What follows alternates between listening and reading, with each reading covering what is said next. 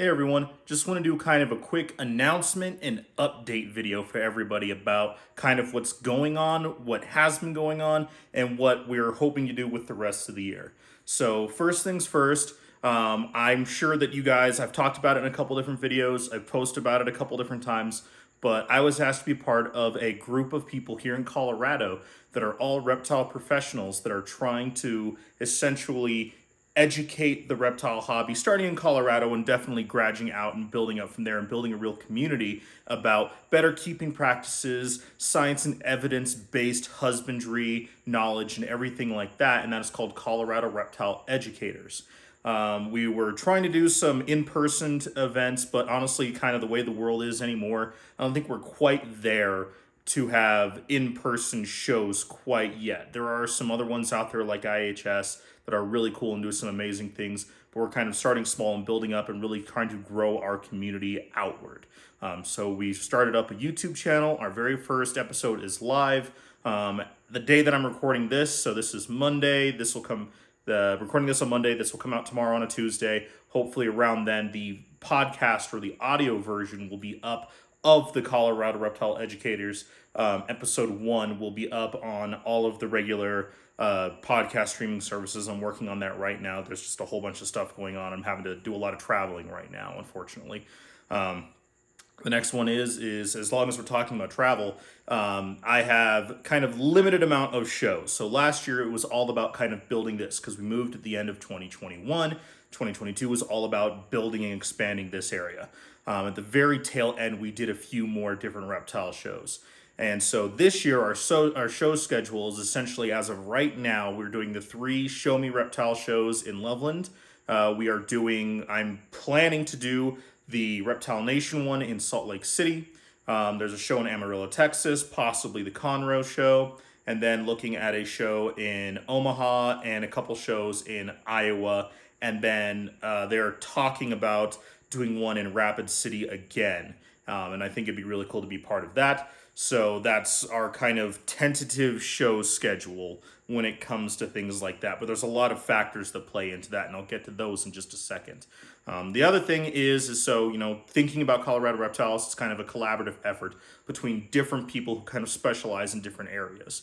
Lori Tarini, who's definitely more focused on behavioral studies. Then there's Troy Baumgartner, who's a professional zookeeper, who definitely specializes in more of the real science, evidence-based care, working in a zoological facility. So we know he is very, very, very knowledgeable about lighting and dietary things. And I'm definitely more of a generalist that kind of makes it a little bit more palatable for kind of the general public. And altogether, I think we do some really cool stuff together. However, outside of Colorado Reptile Educators, just this channel itself, I'm going to do a whole lot more collaborations with different people about a bunch of different species. So I'm going to try to highlight more Colorado keepers and breeders doing some really cool stuff.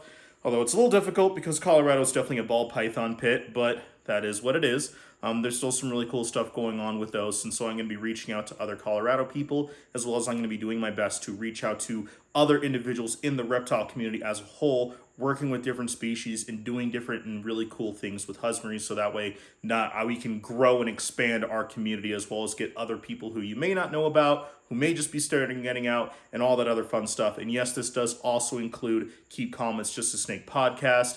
I'm already trying to reach out to different people about being different guests. I always try to have 4 or 5 lined up before I start releasing and recording those episodes, so I at least have a decent small little season for you guys.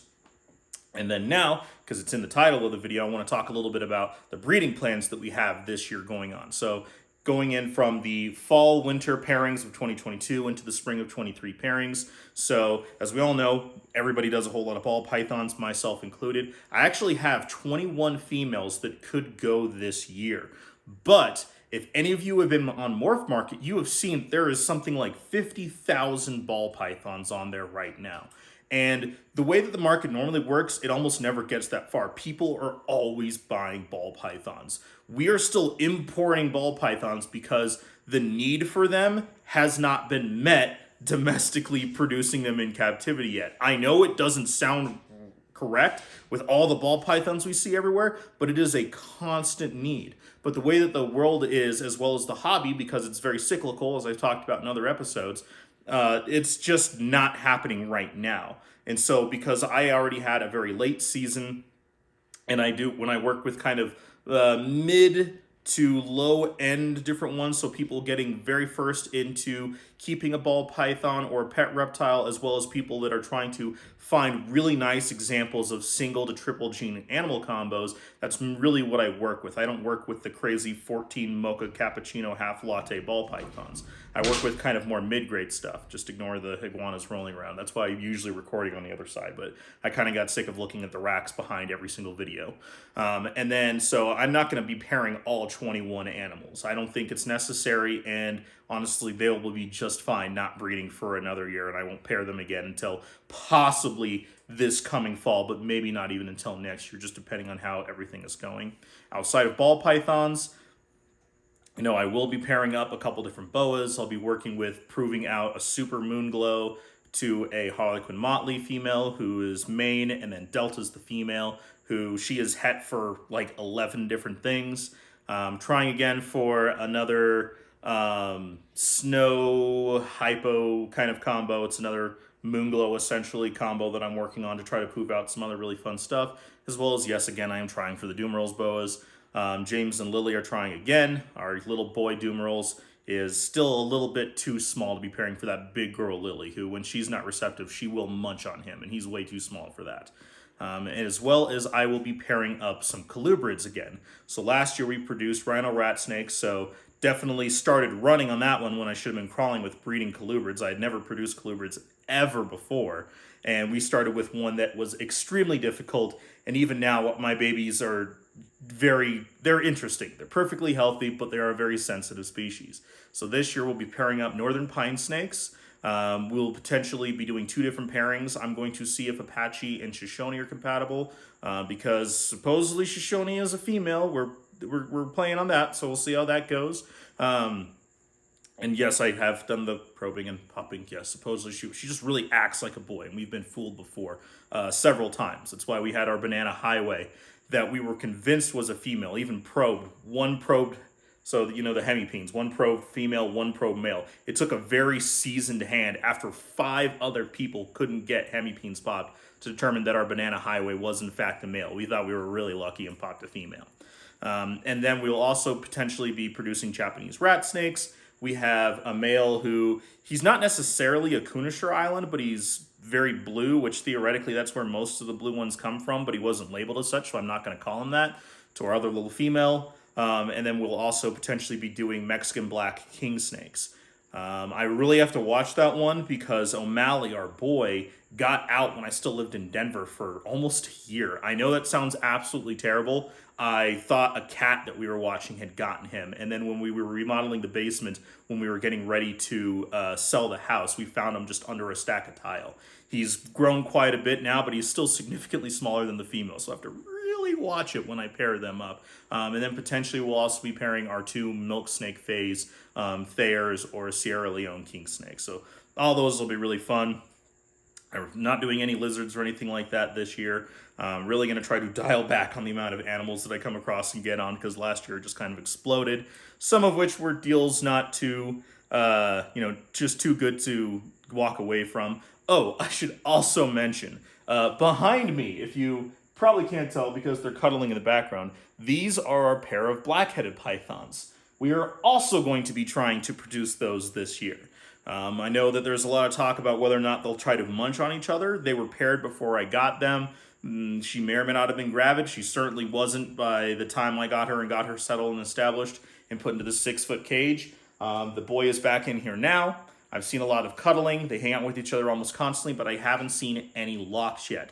Now, that doesn't mean that it didn't happen, but I've talked to 3 or 4 different black-headed python breeders about exactly what to do, what to be looking out for, how they do it, and the incubation temps, because the incubation temps and humidity are just slightly off from like ball pythons that anybody and their brother's uncle, sister can breed. So that's kind of what we have going on right now as far as what the future of this is going to be. I'm going to probably not have as many reptile adventures, although the collaborations with people I'll probably put into that playlist, just so that way there's an easy, convenient place for you to look at all the different places I visit, because it's not necessarily just breeders or not necessarily just like facilities or zoos. It's kind of all one thing that encompasses these really cool, amazing reptiles. So hopefully that wasn't too long-winded. Just going to give everybody kind of an update about how things are going on, about what we have going on. If you guys are in the Colorado area, please, if you want to, come check out the first Loveland show that's coming up here in February.